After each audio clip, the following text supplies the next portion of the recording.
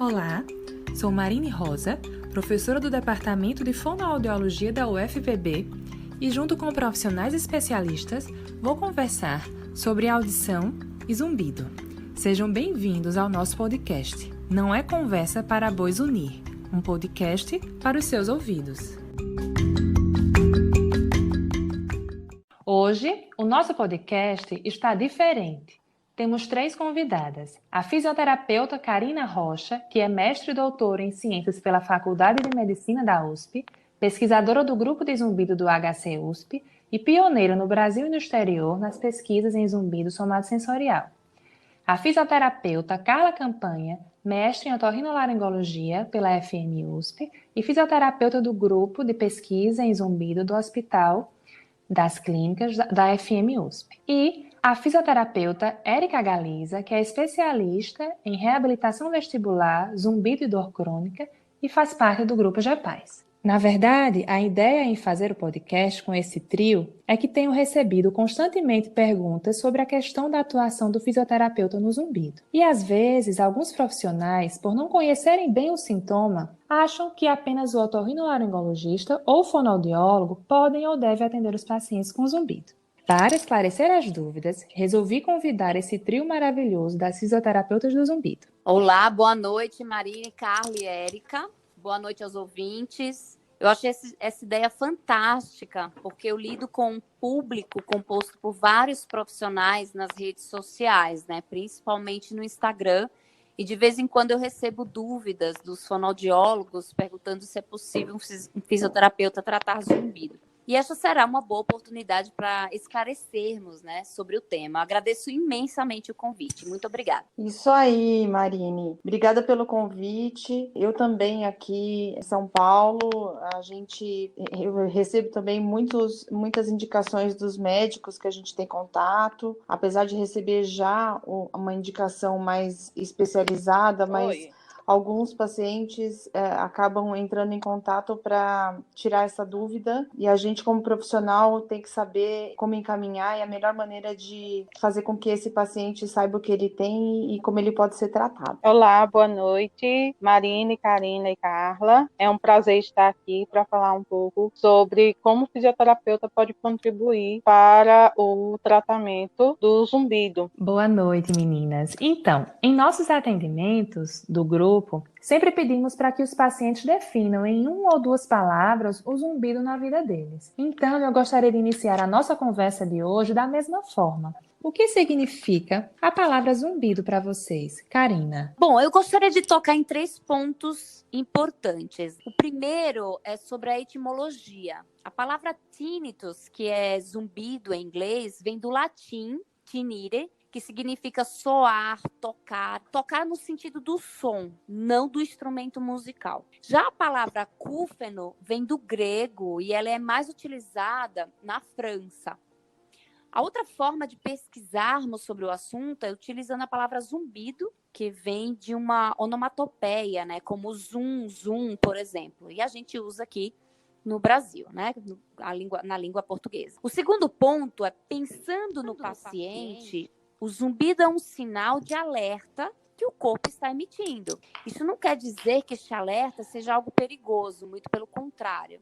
Nós sabemos que raramente o zumbido está relacionado a algo grave. Apenas o paciente precisa de uma boa avaliação por um especialista. O terceiro e último ponto é a minha visão como pesquisadora e fisioterapeuta. O zumbido é um sintoma misterioso, mas é instigante e que precisa de mais investimentos para a pesquisa e de mais profissionais engajados no diagnóstico e no tratamento. Muito bom. E para você, Carla? Então, o que o zumbido significa para mim? Bom, essa parte que a Karina explicou, ela é muito específica e fica muito uma introdução muito mais clara para a gente, né? Da parte de introdução e de explicação. Mas como eu tenho zumbido, aliás, eu tenho 2 tipos de zumbido, eu vou me explicar um pouco melhor. E para mim o zumbido ele tem uma outra conotação, fora toda a parte de pesquisa e como chegou em mim, né? Toda a parte profissional. O meu avô paterno, ele é filho de primos, ele nasceu surdo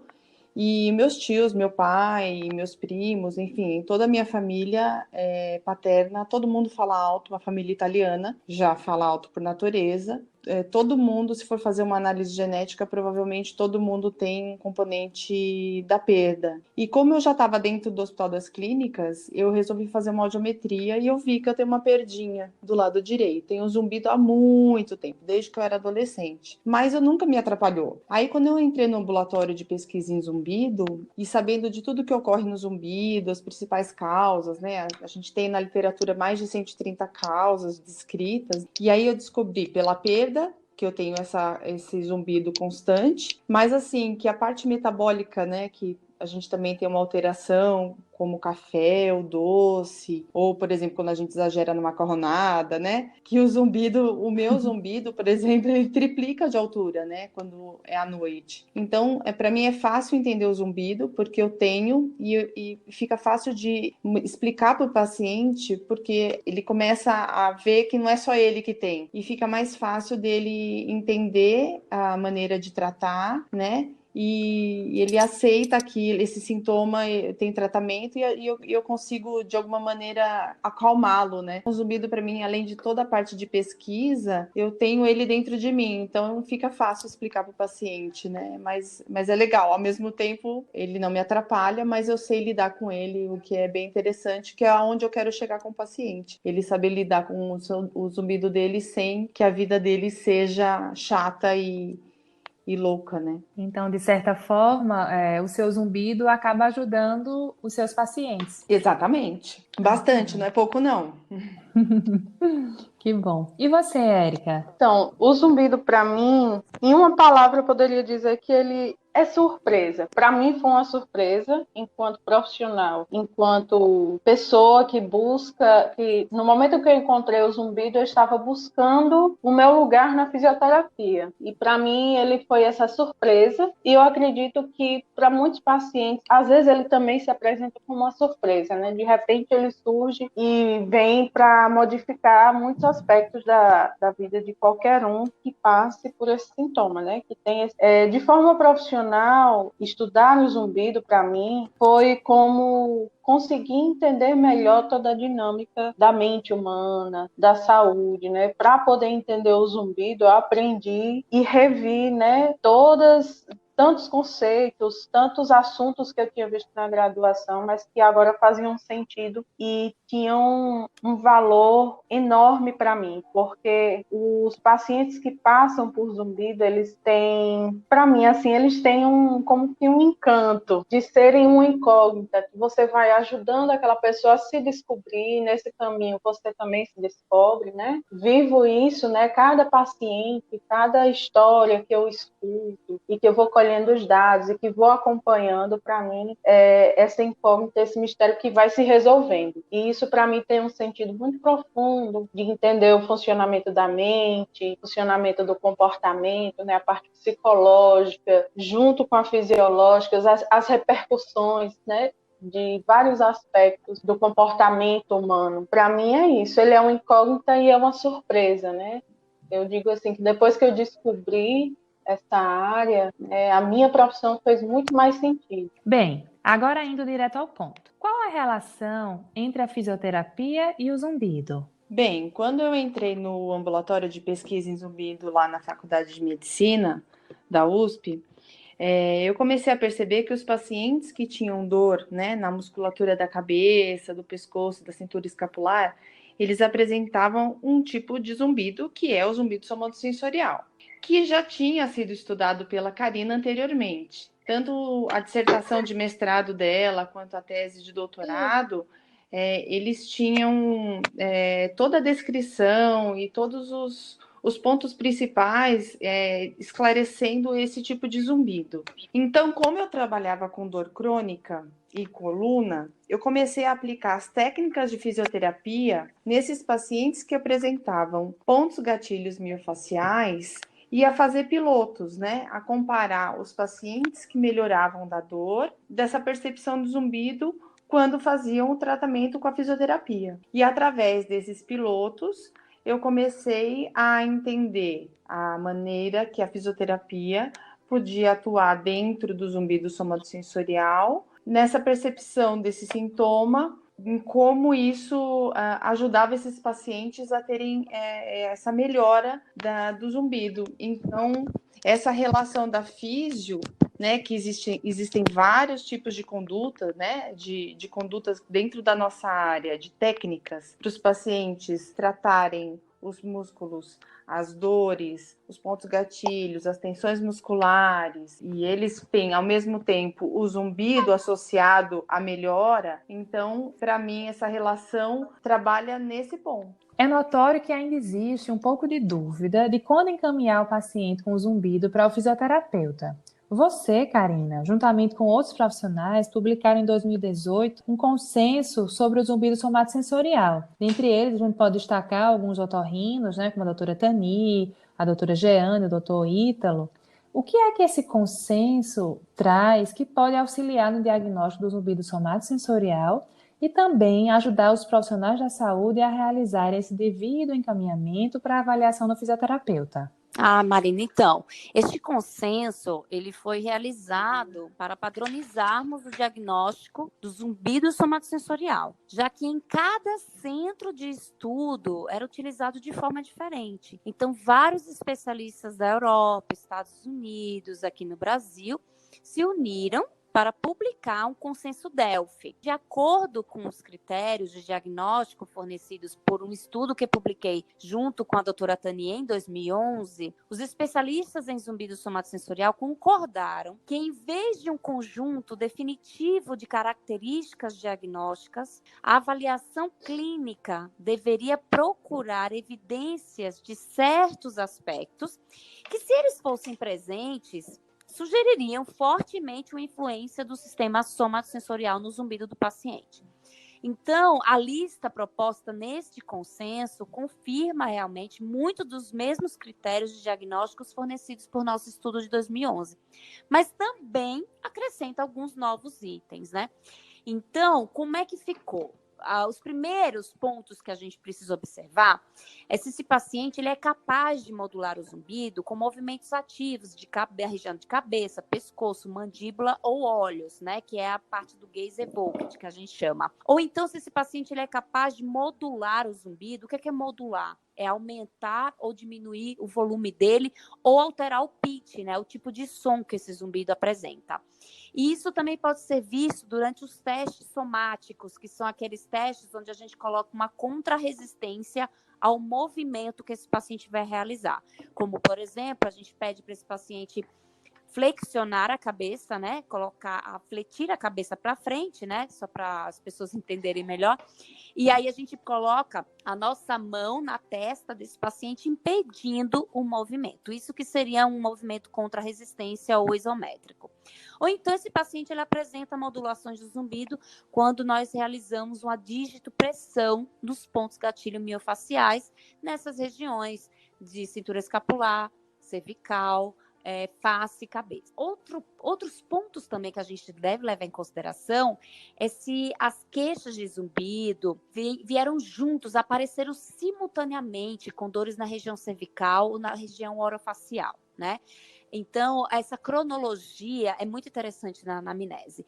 Ou então, se o paciente relata se ele teve algum trauma na região de cabeça ou cervical e logo depois apareceu o zumbido, ou após manipulações nessas regiões, né? Tem pacientes que falam que o zumbido apareceu após manipulações de um quiropraxista, por exemplo, ou até mesmo de um dentista na hora de realizar a cirurgia retirada, né, do terceiro molar, por exemplo. E também aqueles zumbidos que aumentam, que modulam, que alteram durante mudanças de postura.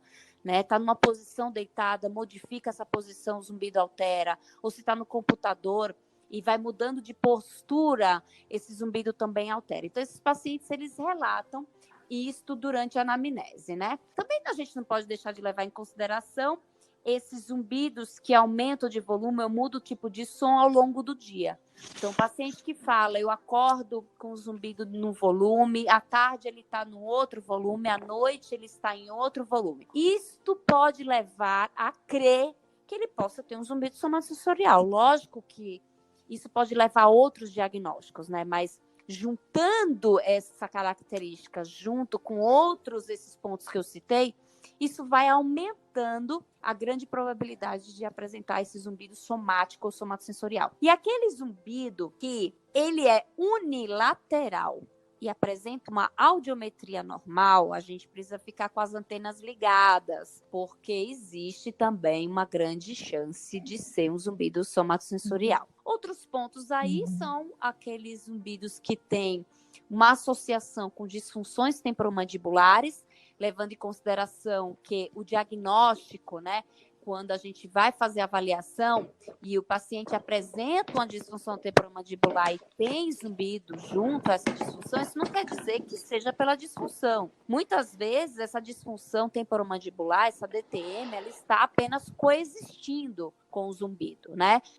Outra questão também é o bruxismo de vigília, bruxismo noturno, né? Tensões e presença de dores, né? Como eu falei, presença de pontos gatilho em todas essas regiões. E também as pacientes que apresentam doenças dentárias também têm mais chance de apresentar a influência dessa via somática na via auditiva. Então, tudo isso geram hipóteses para o diagnóstico. Não podemos deixar também de citar aquelas que se queixam de piora do zumbido durante e após as atividades físicas, né? Então, resumindo, Marina, este é o estado da arte no que diz respeito ao diagnóstico do zumbido somatosensorial.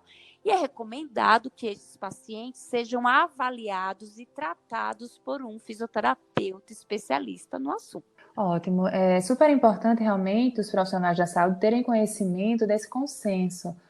Mas o trabalho do fisioterapeuta também engloba as técnicas de relaxamento, como a respiração diafragmática, relaxamento de Jacobson, por exemplo, massagem, hipnose e mindfulness, que está agora na crista da onda, né? Com base em evidência científica. Todos esses tratamentos têm evidências científicas, têm ensaios clínicos randomizados para podermos ter respaldo no momento de indicarmos.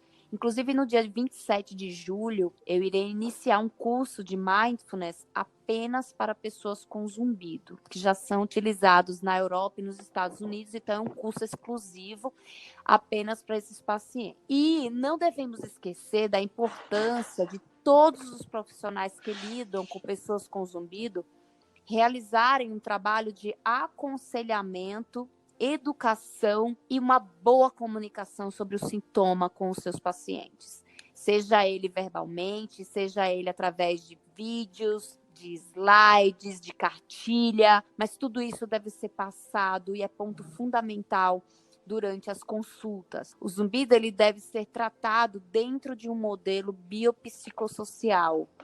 Devemos também priorizar aspectos da medicina do estilo de vida que apresentam 6 pilares, né, muito bem conhecidos, que são a alimentação saudável, a qualidade do sono, a atividade física, os relacionamentos interpessoais, o controle de tóxicos, que é o fumo e o álcool, e o manejo de estresse. Então, tudo isso deve ser verificado, abordado durante a consulta. Esse paciente ele deve ser visto como um todo, né? Tem que ser avaliado de uma forma mais global. Nossa, eu acho que ficou bem claro, né? Que na verdade não é só usar a técnica, você precisa saber quando e como usar e a forma de falar com o paciente, né? E sempre respaldada na questão da evidência científica que vocês, né, que são também pesquisadoras, não só têm a formação da fisioterapia, a parte clínica, mas vocês pesquisam, vocês realmente sabem o que estão fazendo e tudo baseado em evidência. Então, a Carla também, né, ela utilizou uma outra técnica que é a dry needling, né? Qual mais você utiliza na sua prática clínica, Carla? Então, baseado no trabalho anterior da Karina, né, que foi com digitopressão, e como eu tenho experiência muito com dor crônica, postura, reabilitação postural, antes de ter entrado, né, no ambulatório de zumbido do grupo de pesquisa, ficou um pouco mais fácil, né, eu ter acesso aos pacientes com dor e com pontos gatilhos, zumbido, né, ajudá-los a ficarem melhores. Quando eu fiz o curso de dry needling, que forma em inglês que se fala agulhamento a seco, foi assim, para mim, uma libertação, né? Porque Dentro da físio, o tempo que você faz tentando relaxar uma musculatura, fazendo a digitopressão, com o agulhamento a seco você diminui muito mais, né, o tempo. E aí você tem muito mais tempo para fazer outras técnicas, para, por exemplo, oxigenar, manipular a região que você está tratando, né? A musculatura principalmente. O protocolo de dry needling você agulha o ponto gatilho, você faz uma massagem naquele local, depois você faz o alongamento daquela musculatura, né? Então, o que eu fiz na época que eu fiz o curso e estava tudo bem fresquinho? Eu fiz um piloto com 12 pacientes lá no ambulatório. A estatística deu que 78% dos pacientes melhoraram na escala visual analógica do zumbido, né? Que é aquela escala que a gente faz a medida de 0 a 10, onde os pacientes falam o quanto o zumbido está incomodando, né? Naquele dia. E no THI, que é o Tinnitus Handicap Inventory, que é o questionário que é validado no Brasil, em todos os grandes estudos pelo mundo, onde ele avalia a qualidade e o impacto na vida do paciente do zumbido, né? Com o agulhamento a seco. E aí a gente viu que 78% deles melhoraram, e aí a gente partiu para a dissertação do mestrado com essa técnica, porque na literatura não tem nenhum trabalho citando agulhamento a seco e zumbido e a melhora do sintoma. O artigo ele está sendo encaminhado, né, para correção, para ser publicado. Foi um trabalho bem específico, onde os pacientes, a causa principal era o sintoma, que era o zumbido. Além do agulhamento a seco, eu uso também as técnicas de liberação miofascial, o que eu já falei, né, o alongamento, que é o protocolo, né, para agulhamento. Eu uso muito a terapia manual Maitland, né, que é uma técnica de liberação articular. Eu uso relaxamento muscular, ultrassom, né. Por exemplo, existem pessoas que têm fobia à agulha. Aí eu não vou tratar a pessoa porque ela tem medo de agulha com agulhamento a seco? Não, né? A gente tem muitas condutas que a gente pode usar dentro da fisioterapia. Então, entendendo o sintoma e o que o paciente tem, e tendo todos esses tipos de condutas que a gente pode utilizar, a gente sempre tem como fazer com que esse paciente tenha a melhora dele, como bom senso, tendo o entendimento do paciente, o medo, né? Paciente que tem medo, por exemplo, à agulha. Você tem que ter a sensibilidade, o bom senso, o amor à profissão, né?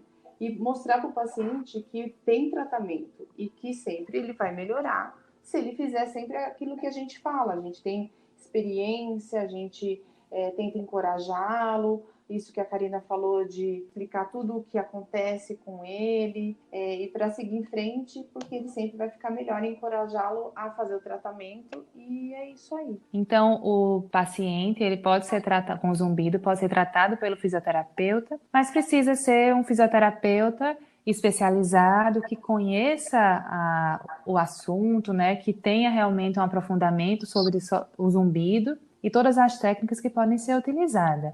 E diante disso, né, toda essa experiência que vocês têm, tanto na parte clínica quanto como pesquisadoras, o que é que vocês diriam para os fisioterapeutas que gostariam de seguir essa linha de trabalho, né? O que é que eles precisariam fazer? Olha, primeiro de tudo, se identificar com essa rotina de fazer diagnóstico, de saber fazer um bom diagnóstico clínico e saber fazer diagnóstico diferencial, que é um paciente que vem, entre aspas, rico em sinais e sintomas, para a gente organizar todas as informações. O fisioterapeuta ele precisa entender a fisiopatologia do zumbido, com o que ele está associado, com o que não está, o que dizer e o que não dizer para o paciente. E em relação assim, a termos mais técnicos da fisioterapia para o zumbido, está atualizado quanto às técnicas que vão agir sobre pontos de gatilhos, problemas da coluna cervical, dores neuropáticas, a dor crônica, o manejo da dor, que hoje em dia está tão em alta esse debate. Precisa-se estar bem atualizado quanto a isso, quanto ao uso do TENS, como usar, quais os parâmetros que já foram estudados para o zumbido. Nós temos bons estudos para ler sobre o assunto, alguns não famosos, mas que vale a pena a leitura, e ser apaixonado, né? Ter esse amor pelos pacientes. Bom, eu diria que hoje 15% da população adulta mundial apresenta zumbido E a tendência é que esta prevalência só aumente, né? Então, nós precisamos de mais especialistas nessa área. Todo o meu conhecimento, por exemplo, ele foi a partir do mestrado e do doutorado que fiz no ambulatório de zumbido aqui do Hospital das Clínicas da USP. Hoje, eu ministro cursos para fisioterapeutas e eu vou passar a ministrar também para dentistas, né? Sobre zumbido somatosensorial. E este é o único curso de zumbido somatosensorial no Brasil e no exterior, né? Não existe outro curso deste, né? Então, o curso presencial, atualmente, ele está em stand-by, por enquanto, devido à pandemia, e o foco agora é organizarmos o curso EAD, né? Tudo online, que eu estou organizando atualmente. Ainda não temos datas para iniciarmos essa modalidade online, mas todas as informações serão postadas no meu Instagram, então me sigam no Carina Bezerra Rocha, Carina com C, que eu vou ter o maior prazer de responder as dúvidas de vocês. Carla? O que os fisioterapeutas eu acho que tem que fazer para seguir essa linha? Eu acredito que primeiro é saber tratar a dor. Uma vez eu ouvi de um professor na faculdade que é até engraçado, né? Porque ou você tem mão ou você vira professor, né? De faculdade. Porque realmente cuidar do paciente, ter a sensibilidade, ter calma e saber tratar a dor e ter empatia pelo paciente é o que faz a diferença do bom fisioterapeuta. Agradeço por compartilhar conosco tanto conhecimento. E aí, da próxima vez que perguntarem, Marine, físio pode tratar zumbido? Eu vou falar, ouve lá o podcast, tá bom? Pois é. Muito obrigada. Imagina, então, só para finalizar, o conceito do zumbido somatosensorial ele foi publicado há 20 anos, né? Pelo Levine, o conceito mesmo, né? É pouco tempo ainda para cair nos ouvidos de todos os profissionais que não lidam com pesquisa. Então, o conselho é fazermos o que já estamos praticando, que é propagar para os 4 cantos do planeta essas informações. Então, esse é o caminho, e o podcast aí que nós estamos hoje, né, fazendo é dessas trilhas aí que precisamos fazer para que as pessoas tenham informação. Então, agradeço mais uma vez pelo convite, foi muito agradável este bate-papo. Muito obrigada, Marine.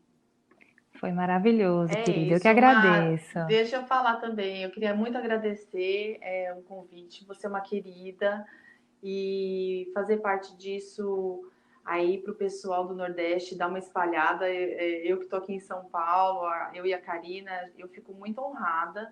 Muito obrigada. É uma honra mesmo. E para quem tiver dúvida, a Carina já falou dela, o meu Instagram também é fisio.carlacampagna, com G mudo, se fala campanha, mas se escreve Campagna. Você falou direitinho, é um milagre de Jesus isso. Eu treinei. Sua linda.